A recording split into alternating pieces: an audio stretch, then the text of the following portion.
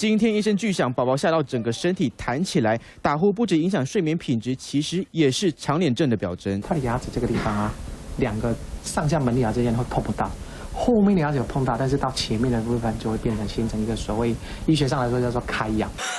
长脸症患者几乎都是因为鼻炎过敏，长期以口取代鼻子呼吸，影响嘴型和牙齿发育。小孩多半用功能型类似牙套的矫正器治疗，成年的长脸患者则可以透过削骨或是封夹来改善。我们的功能性矫正器方式也可以帮忙去辅助建立他一个比较好一点点的那个